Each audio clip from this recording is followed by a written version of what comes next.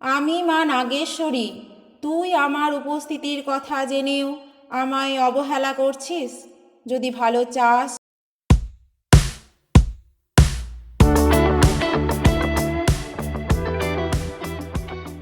নাগপুরাণে তক্ষক নাগের কথা আমাদের অনেকেরই জানা, যিনি বিষধর এবং বলশালী একজন নাগ হিসাবে পরিচিত। মহাভারতে উল্লেখ আছে, এই তক্ষক নাগের দংশনে পাণ্ডব বংশীয় শক্তিশালী রাজা পরীক্ষিতের মৃত্যু হলে পৃথিবীতে কলিযুগের সূচনা হয়। কিন্তু আমরা অনেকেই এ কথা জানি না যে নাগরাজ তক্ষকের নামে কোনো গ্রাম আছে। লোকমুখে প্রচলিত এই ঘটনাটি গল্প মনে হলেও সম্পূর্ণ সত্যি। আজকে আমরা তক্ষক গ্রাম প্রতিষ্ঠার কথা শুনব। এজন্য আপনাদের পাহাড় পর্বত নদ নদী পেরিয়ে ফিরে যেতে হবে অতীতের প্রাচীন ভারতবর্ষ, যখন পৃথিবীর সমস্ত অঞ্চল ছিল প্রায় জঙ্গলাকীর্ণ। সূর্যোদয়ের পরে রাখালেরা গোচারণের জন্য জঙ্গল প্রান্তে চলে আসত।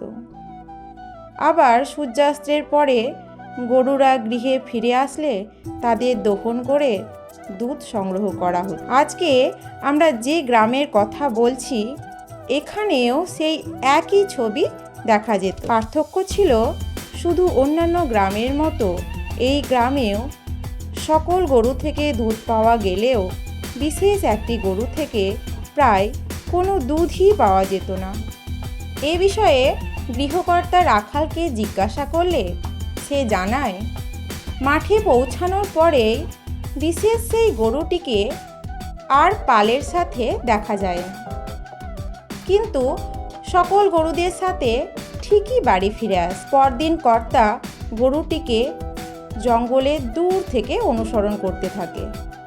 তিনি দেখেন মাঠে পৌঁছানোর কিছুক্ষণ পর তার গরুটি দল ছেড়ে একটি অপেক্ষাকৃত ঘন ঝোপের মধ্যে অদৃশ্য হয়ে গেল।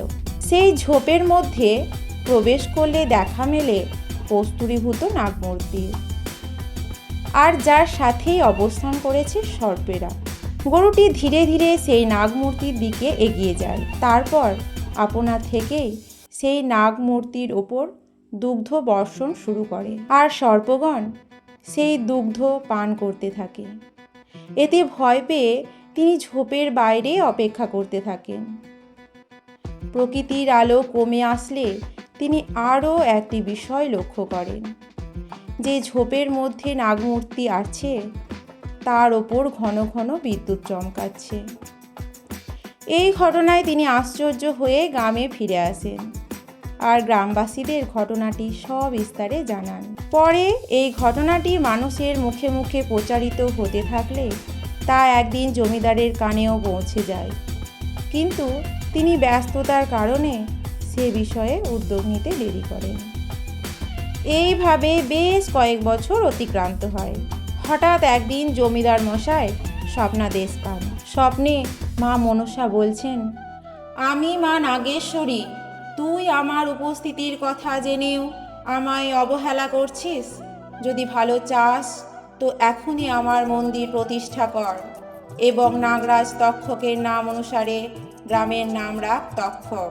তারপর জমিদারের প্রচেষ্টায় এখানে মা নাগেশ্বরীর মন্দির প্রতিষ্ঠিত হয় এবং এই গ্রাম তক্ষক গ্রাম নামে পরিচিতি লাভ করে।